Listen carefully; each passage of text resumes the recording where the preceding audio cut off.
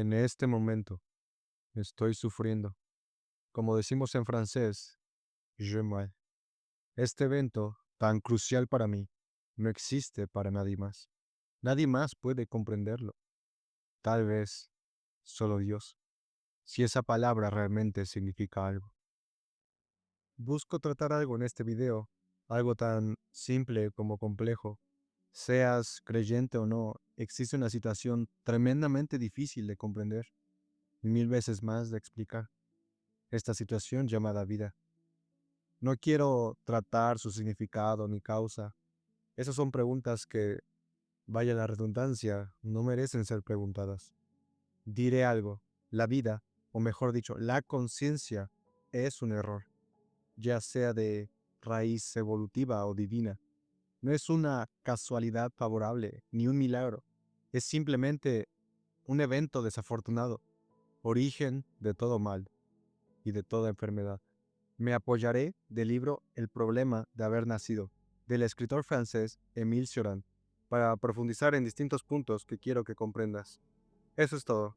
Buen provecho si estás ingiriendo algún tipo de alimento y comencemos. Hay un Dios al principio, sino al final, de cada alegría. Piensa en eso. Todo lo que nos hace felices tiene un origen casi divino, pero esa chispa no siempre dura. Tal vez no está diseñada para durar. Cuando hablo de un Dios al inicio de cada alegría, me refiero a esa chispa inexplicable que sentimos cuando algo hermoso ocurre. Es como si cada momento feliz tuviera un origen casi sagrado, un toque de lo eterno. Pero esa divinidad no siempre permanece, se desvanece, nos deja con el vacío que la sigue. Esto me lleva a reflexionar. ¿Debemos aferrarnos a la alegría o simplemente aceptar que su naturaleza es fugaz? Creía que el error estaba en esperar que durase para siempre, que su verdadera belleza radicaba en su brevedad. Pero, si esa conclusión llegara a ser cierta, ¿no significaría que la pérdida y el dolor es una obligación divina? ¿Una realidad inamovible? No creo que nada que tenga como objetivo el dolor se haya establecido con las más puras intenciones. La verdadera, la única desgracia, haber visto la luz del día. Suena extremo, pero no es la existencia misma el primer conflicto. Desde el origen, la vida lleva en sí una tendencia hacia lo peor, una semilla de caos que siempre está ahí, recordándonos de dónde venimos. Decir que el mayor infortunio es ver la luz del día es una declaración provocadora, lo sé, pero si lo piensas, la existencia misma ya es un conflicto. Nacer implica separarnos de un estado de calma previa. La vida trae consigo lucha, deseo, insatisfacción, y ese pensamiento no es necesariamente pesimista, más bien es una invitación a aceptar que la vida nunca será perfecta, que siempre llevará consigo un rastro de caos y sufrimiento. En lugar de negarlo, podemos, bueno, más que poder, debemos aprender a convivir con ello. ¿Entienden por dónde quiero ir? Tal vez en un mundo justo, sin tristeza, un paraíso, un Edén, no seríamos capaces de experimentar la vida como debería ser, pero eso solo sería así si nuestras mayores tristezas vinieran de la pérdida de un ser querido o de un engaño de alguna pareja. Pero en el mundo existen abusos infantiles, trata de personas y asesinatos cada dos esquinas. ¿Es eso un hecho realizado con intención? Tal vez simplemente un error evolutivo, o es que la naturaleza anhela de una retorcida manera ese dolor. Lo digo porque es curioso cómo reaccionamos ante los días en los que no pasa nada.